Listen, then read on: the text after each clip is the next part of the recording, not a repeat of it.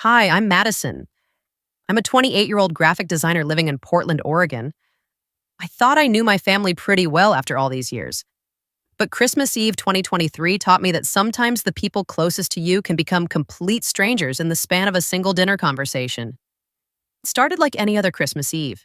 Mom had been cooking since dawn, the house smelled like cinnamon and roasted turkey, and my three siblings were all gathered around our childhood dining table.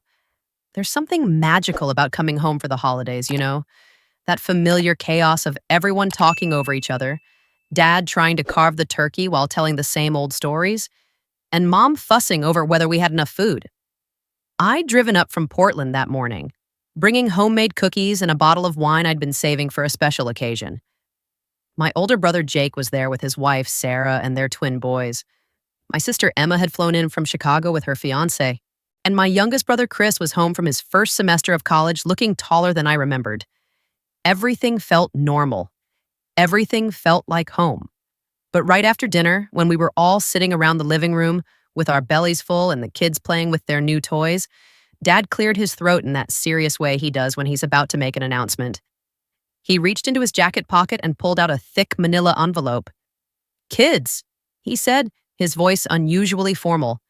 "Your mother and I have been talking with our attorney, and we wanted to share something important with all of you while we're all together." My stomach dropped a little. In my experience, nothing good ever starts with, "We've been talking with our attorney." But I tried to stay positive. Maybe they were finally going to talk about their retirement plans, or maybe they'd decided to gift us some money for the holidays. Dad opened the envelope and pulled out several official-looking documents. "We've updated our will," he announced. "We wanted you all to know what we've decided, so there won't be any surprises later." Mom was sitting beside him on the couch, nodding along with this practiced smile that didn't quite reach her eyes. She kept glancing at me in this weird way I couldn't interpret. "Jake," Dad continued, looking at my older brother, "as the eldest, you'll inherit the house and the main portion of our assets. You've got a family to think about, and we know you'll take good care of everything." Jake shifted uncomfortably in his seat. "Dad, you don't need to—" "Let me finish," Dad said, holding up his hand. "Emma, we're leaving you the cabin in Lake Tahoe and a substantial portion of our investment portfolio. We know how much you love that place, and with your wedding coming up, this will give you and David a good foundation." Emma's eyes filled with tears. "Mom, Dad, that's incredibly generous." "And Chris," Dad turned to my youngest brother, "we're setting up a trust fund for your education and to help you get started in whatever career you choose. You're going to do great things, son." Chris looked stunned. Wow, thank you." And then there was silence. Everyone was looking at each other, and I realized with growing horror that Dad had gone through all my siblings and somehow skipped over me entirely. "Dad," I said, my voice coming out smaller than I intended. "What about—" He looked at me then, and his expression was cold in a way I'd never seen before. "Madison, we've given this a lot of thought, and we've decided that you won't be included in the inheritance." The words hit me like a physical blow. The room went completely silent except for the sound of Christmas music playing softly in the background and the kids' toys beeping in the next room. I felt like I was underwater, like everything was happening in slow motion. "I'm sorry, what?" I managed to whisper. Mom finally spoke up, but she wouldn't look directly at me. "Honey, we just don't think you've shown the same level of responsibility as your siblings. You're still single at 28. You chose a career in art instead of something stable, and you've made choices that have disappointed us." "Disappointed you?" I repeated, my voice getting stronger as the shock started wearing off. "What choices?" Jake jumped in then, and I could tell by his tone that this conversation had been rehearsed. "Madison, you turned down David's cousin. Remember Brad? He was a great guy with a real future, and you just walked away from that opportunity." Everything clicked into place with horrible clarity. Brad Morrison. His family owned Morrison Construction, one of the biggest development companies in our county. I dated Brad for 3 months last year, and while he was nice enough, we had absolutely nothing in common. He wanted a wife who would host dinner parties and produce grandchildren and never challenge him on anything. When he proposed after just 3 months, I'd turned him down as gently as I could. but I never realized that my family had been banking on that relationship, literally. You're cutting me out of your will because I didn't marry Brad Morrison? I asked, incredulous. It's not just about Brad, Emma said, and I could hear the defensiveness in her voice. Madison, you've never really contributed to this family the way the rest of us have. You moved away, you barely visit, and when opportunities come up that could benefit all of us, you always put yourself first. Opportunities that could benefit all of us, I repeated slowly. You mean business opportunities for Dad's company. Dad owns a mid-sized plumbing business that's done well over the years, but he's always been looking for ways to expand. A partnership with Morrison Construction would have meant millions in guaranteed contracts. The Morrison family was interested in more than just a business partnership, Dad said, his voice matter of fact. A marriage would have secured our family's future for generations. But you were selfish and short-sighted. I looked around the room at my siblings, these people I'd grown up with, shared countless memories with, and I didn't recognize any of them. They were all nodding along like this made perfect sense. So let me get this straight, I said, standing up because I felt like I needed to move or I might explode. You all sat around and decided that my value to this family was tied to who I married. And because I chose not to marry someone I didn't love, someone who treated me like a business acquisition, I'm now worth nothing to you, too. Madison, don't be dramatic, Mom said, finally looking at me. We're not saying you're worth nothing. We're just saying that inheritance should go to family members who have proven they can make responsible decisions. Responsible decisions like marrying for money? Responsible decisions like thinking about the greater good instead of just yourself, Chris said quietly. I stared at him, my baby brother, who I'd helped with homework and driven to soccer practice for years. The room felt like it was spinning. I grabbed my purse and jacket from the chair where I'd left them. Madison, where are you going? Mom asked. We haven't had dessert yet. I turned back to look at her, this woman who had raised me, who used to braid my hair and kiss my scraped knees, and I didn't know who she was anymore. I'm going home, I said. Apparently, I'm not family anymore, so I don't belong at family dinner. Don't be like this, Jake said. You're always so dramatic. So, it's just money, Madison. If it's just money, then why does it matter so much who gets it? Nobody had an answer for that. I drove home to Portland in a daze, the Christmas music on the radio feeling like a cruel joke. When I got to my apartment, I sat in my car for 20 minutes just staring at my building, trying to process what had just happened. My phone started buzzing with text messages before I even made it upstairs. Jake. Madison, please don't make this harder than it needs to be. We're still family. Emma, you're being childish. Come back and let's talk about this like adults. Chris, I'm sorry it went down like that, but maybe they have a point about some things. And then, while I was reading these messages, I got removed from our family group chat. Just like that.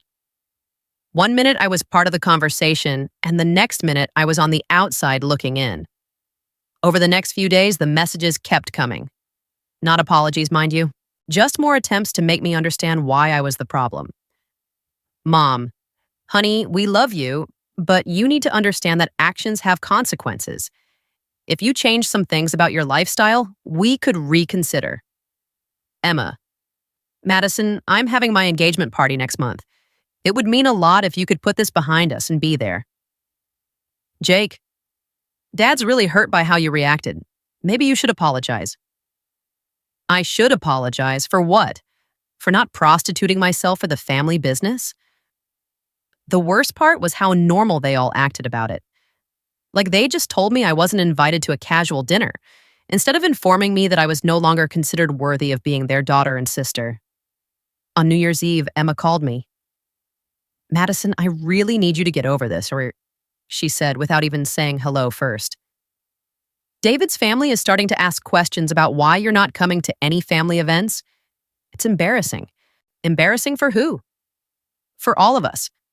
Look, I get that your feelings are hurt, but this is bigger than just you. We're all trying to build something here, and your attitude is making it harder for everyone.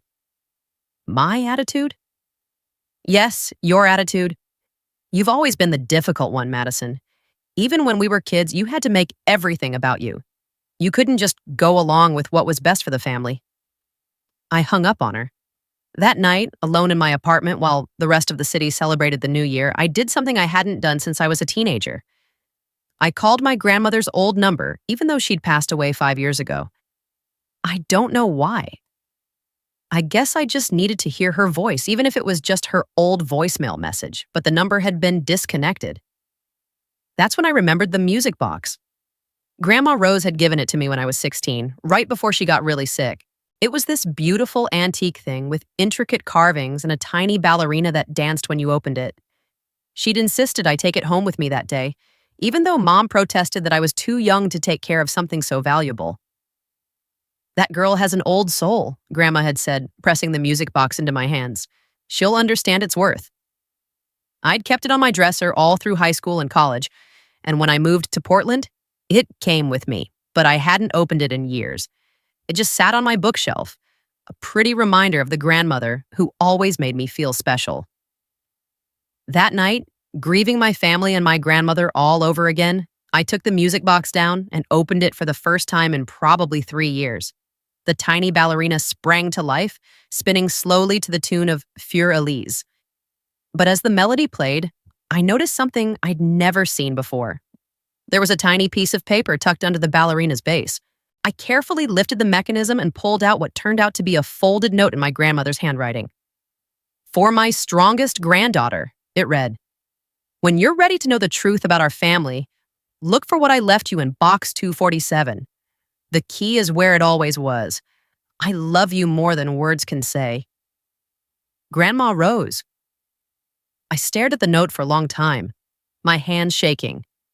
Box 247. That had to be a safety deposit box. And the key?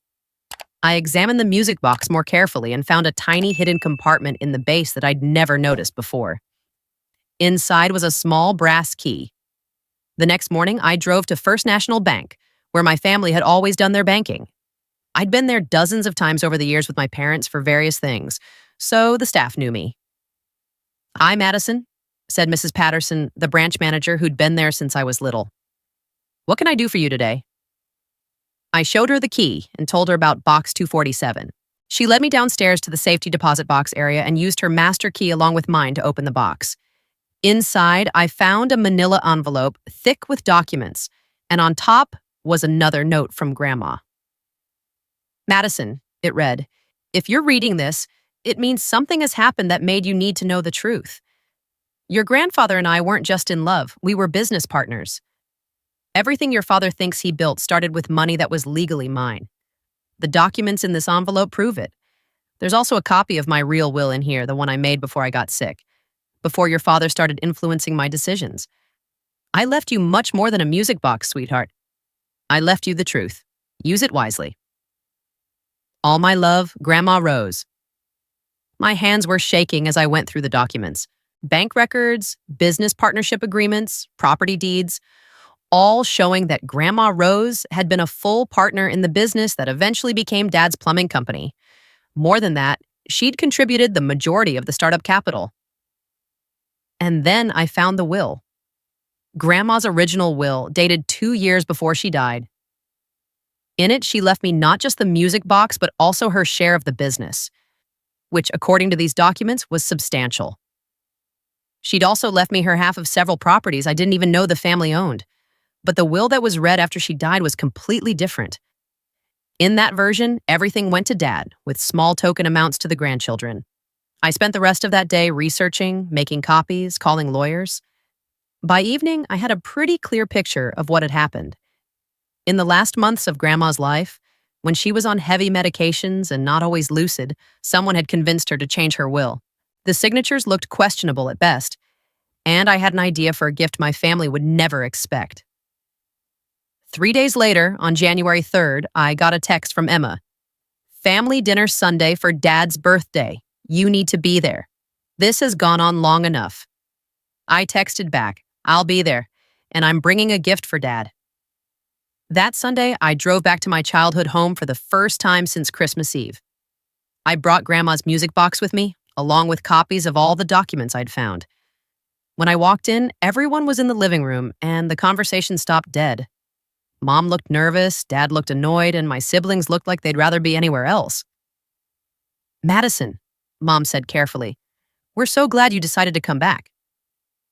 I brought a gift for Dad's birthday, I said, setting the music box on the coffee table. But first, I want to share something Grandma left for me. I opened the music box, and as Fur Elise filled the room, I told them about the note, the key, and what I'd found in the safety deposit box. This is ridiculous, Dad said before I'd even finished. Your grandmother was sick at the end. She wasn't thinking clearly. You're right, I said. She wasn't thinking clearly when she signed the second will, but she was perfectly clear when she signed the first one, and when she made sure I would find these. I spread the documents out on the coffee table like I was dealing cards. Business partnerships, property deeds, bank records, and finally, the original will. The room went completely silent except for the music box melody slowly winding down. Jake picked up one of the bank records, his face going pale as he read it. Emma was staring at the will like it might bite her. Chris wasn't looking at anything at all. So here's the thing, I said, my voice steady and calm. According to these documents, which I've had authenticated by 2 different lawyers, I'm actually entitled to a significant portion of everything you all just inherited. The business, the properties, even this house. Grandma owned half of it. Dad's face was turning red. Those documents are forgeries. Your grandmother left everything to me fair and square. Interesting theory, I said. My lawyers disagree. So do the bank records and the handwriting experts.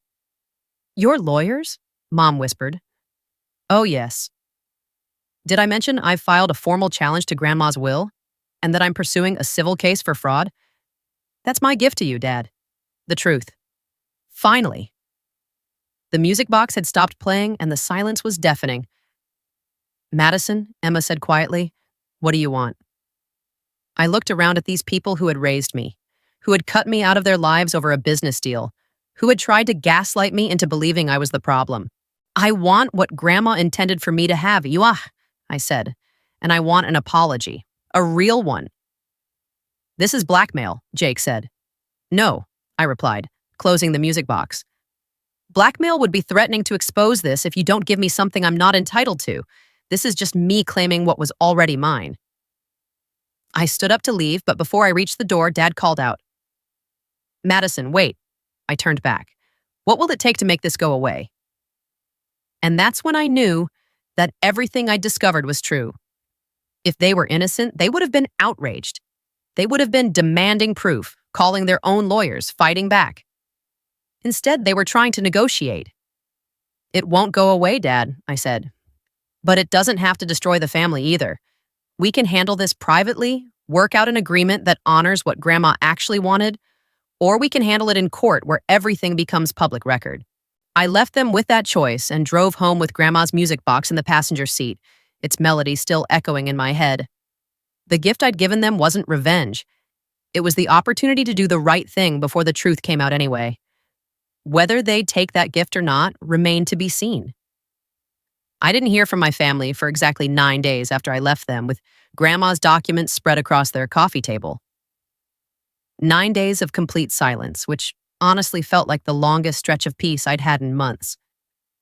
No guilt-tripping text messages, no passive-aggressive voicemails, no attempts to make me feel like I was the unreasonable one.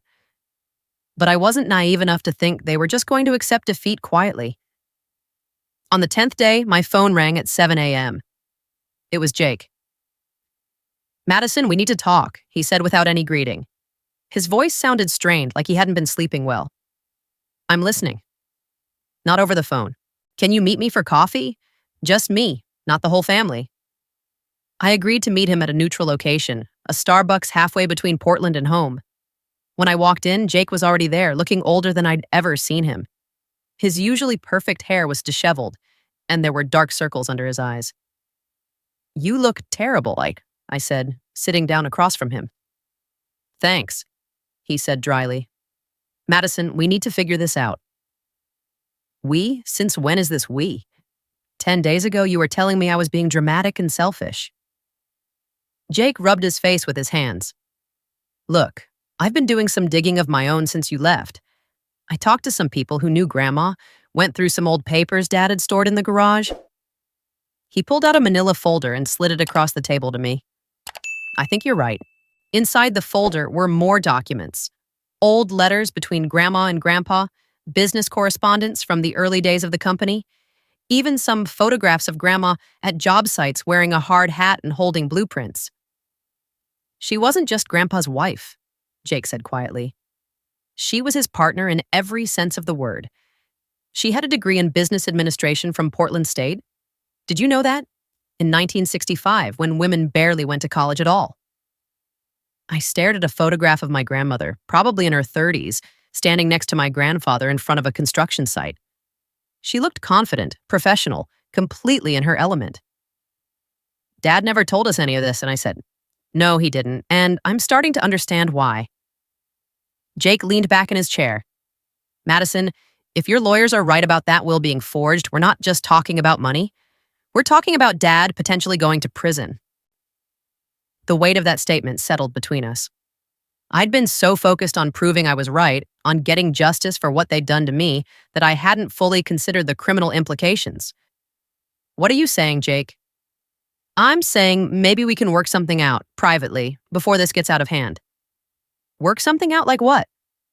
You get what Grandma left you. We split everything fairly based on what she actually wanted. And in exchange, you don't pursue the criminal charges. I studied my brother's face, looking for the catch. And the others? Emma, Chris, Mom and Dad? They're all on board with this? Jake hesitated. Emma is. Chris is still in college, Madison. He's scared and confused, and he just wants his family back together, but Mom and Dad, he trailed off. They're not on board. Dad's convinced he can fight this. He thinks his lawyers are better than your lawyers. And Mom's just following Dad's lead like she always does. I felt a familiar knot of frustration forming in my stomach. So what exactly are you proposing? Give me time to convince them. Don't file anything else for now. Let me work on them. Jake, I appreciate what you're trying to do, but I'm not putting my life on hold while Dad figures out whether he wants to do the right thing or not. Just 2 weeks, Jake said. Give me 2 weeks to make them see reason. Looking at my brother, really looking at him, I could see that this whole situation was tearing him apart too. He'd always been the golden child, the responsible one, the one who never rocked the boat. Finding out that our father might be a criminal was probably destroying his whole worldview. 1 week, I said finally. And Jake? If Dad tries anything, if he attempts to hide assets or destroy documents or intimidate me in any way, all bets are off. Jake nodded. Fair enough. As I drove home from that meeting, I couldn't shake the feeling that I was making a mistake. But Jake was still my brother, and despite everything that had happened, I wanted to believe that family could mean something more than just business partnerships and inheritance planning. I should have trusted my instincts. 3 days later, I got a call from my lawyer, Patricia Chen. She'd been handling the will contest and had become something of a friend through this process. Madison, we have a problem, she said without preamble. I just got served with papers. Your father is countersuing you for defamation, harassment, and attempting to extort money through fraudulent claims. I sat down hard on my couch. He's what? It gets worse. He's also filed a restraining order request claiming you've been threatening the family and causing them emotional distress. There's a hearing scheduled for tomorrow morning. Patricia, I haven't threatened anyone. I gave Jake a week to work things out peacefully. I believe you, but we need to be prepared. Do you have any documentation of your communications with your family since this started?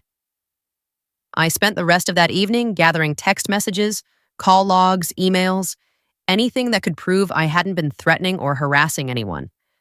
The irony wasn't lost on me that the same family who had been bombarding me with guilt trips and manipulation tactics for weeks was now claiming I was the one causing emotional distress. The next morning, I found myself in a courthouse for the first time in my life, sitting next to Patricia while a judge reviewed the paperwork. Across the aisle, Dad sat with his lawyer, an expensive-looking man in a suit that probably cost more than I made in a month. When the judge called our case, Dad's lawyer stood up and painted a picture of me as an unstable, vindictive daughter who was trying to destroy her family over imaginary slights. Your Honor, he said, Ms. Madison Parker has been harassing my client and his family for weeks, making wild accusations about forged documents and demanding money she has no legal right to. She's threatened to destroy the family if they don't comply with her demands, and her behavior has become increasingly erratic and concerning. I wanted to jump up and scream that everything he was saying was a lie, but Patricia had coached me to stay calm and let her handle it. When it was Patricia's turn, she methodically presented our evidence: the original documents from the safety deposit box, the handwriting analysis, the bank records showing Grandma's contributions to the business. She also presented my communications with the family, which clearly showed that I had been nothing but reasonable in my requests for a fair settlement. Your Honor, Patricia said, this restraining order request is nothing more than a tactical maneuver designed to intimidate my client and prevent her from pursuing her legitimate legal claims. Mr. Parker is attempting to use the court system to silence his daughter rather than address the substantial evidence that he fraudulently altered his mother's will. The judge listened to both sides, reviewed the evidence, and then did something I wasn't expecting.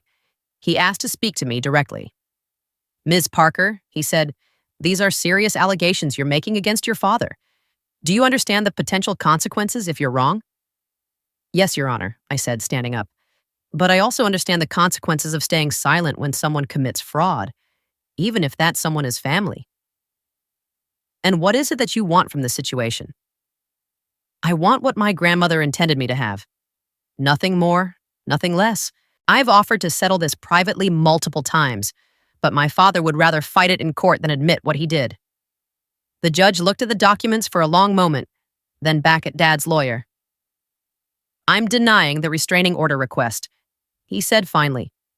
The evidence presented shows that Ms. Parker has been acting within her legal rights to contest the will and has not engaged in harassment or threatening behavior. However, he turned to Patricia, I'm also ordering both parties to attempt mediation before this proceeds to trial. Sometimes family disputes benefit from a neutral third party. As we left the courthouse, I felt a mix of relief and exhaustion. I'd won this round, but I could see that Dad was nowhere near ready to give up the fight.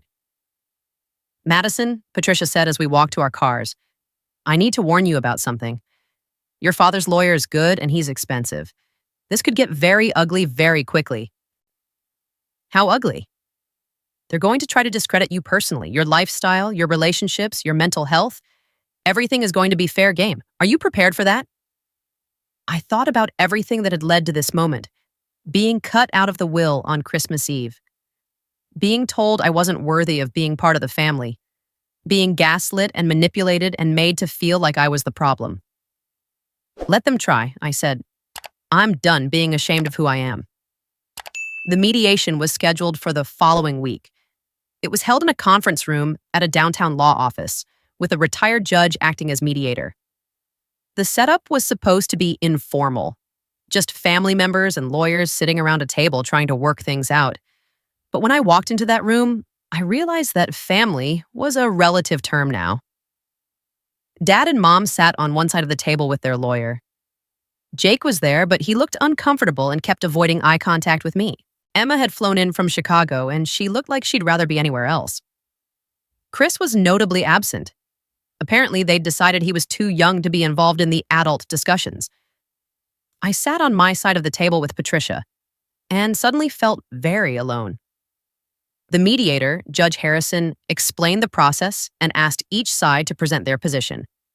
Dad's lawyer went first, essentially repeating the same arguments he'd made in court about me being unstable and greedy. But then Dad himself spoke up, and his words cut deeper than any legal argument could have. Your Honor, he said, I've been supporting Madison her whole life. I paid for her education, helped her get started in her career, and she's never shown any appreciation for what this family has given her. Now she's trying to destroy everything I've built based on some papers she found in an old safety deposit box. He turned to look directly at me. Madison, your grandmother was sick at the end. She wasn't thinking clearly. The will she signed with me was her final considered decision about how she wanted her assets distributed. You trying to overturn that is disrespectful to her memory. The manipulation was masterful. He was positioning himself as the grieving son protecting his mother's wishes while painting me as the ungrateful daughter trying to steal from her own family. But then something unexpected happened. Emma spoke up. "Dad, stop!" Everyone turned to look at her. Emma, who had always been the perfect daughter, who never contradicted our parents, who had been one of the most vocal critics of my selfishness. "Emma," Mom said sharply, "this isn't—" "No, Mom, I need to say this." Emma's voice was shaking, but she pressed on. "I've been thinking about what Madison found, and I've been thinking about Grandma. And Dad, I remember things too." She turned to the mediator. "My grandmother was sharp as a tack right up until the end. She was still managing her own finances, still driving, still making complex decisions about her care. The idea that she was too confused to know what she was doing when she made her original will doesn't match the woman I knew." Dad's face was turning red. "Emma, you don't understand the complexities." "I understand that Grandma always talked about Madison differently than the rest of us," Emma interrupted. "She used to say Madison had her spirit, her independence. She was proud that Madison chose art over business, proud that she moved away and built her own life. Grandma wouldn't have cut Madison out. That's not who she was." The room fell silent. I could see Dad's lawyer whispering urgently in his ear, but Dad was staring at Emma like she'd betrayed him. Jake cleared his throat. "I agree with Emma. The more I've learned about what Grandma actually contributed to the business, the more I think Madison deserves to know the truth about her inheritance." "You kids don't understand," Mom said, her voice high and strained. "Your father has worked so hard to build something for all of us. If we start picking apart old business arrangements—" "Mom," I said quietly, "this isn't about picking apart anything. This is about honoring what Grandma actually wanted." "What she wanted was for this family to stay together," Mom snapped. "What she wanted was for her grandchildren to support each other instead of fighting over money." "You're right," I said. "That is what she wanted, which is why she left me those documents. She knew someday I might need them to protect myself from exactly this situation." Judge Harrison had been listening quietly, but now he leaned forward. "Mr. Parker," he said to my father, "I've reviewed the evidence your daughter has presented, and I have to say, it's quite compelling. The handwriting analysis alone raises serious questions about the authenticity of the second will. Are you prepared to accept a settlement that acknowledges your daughter's claims?" Dad's jaw was set in a hard line. "I'm not admitting to anything. If Madison wants to keep pursuing this, she can explain to a jury why she's trying to destroy her own family." And that's when I realized that this was never going to end peacefully. Dad would rather burn everything down than admit he'd done anything wrong. But as I looked around that table at my siblings, Jake looking torn but determined to do the right thing, Emma sitting up straighter than I'd ever seen her, even Mom looking uncertain for the first time, I realized something important. I wasn't destroying the family. I was saving the parts of it that were worth saving. "Okay," I said finally.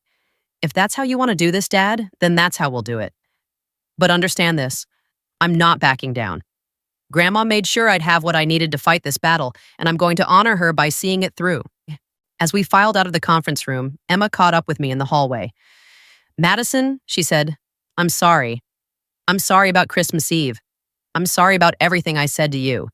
And I'm sorry it took me this long to see what was really happening."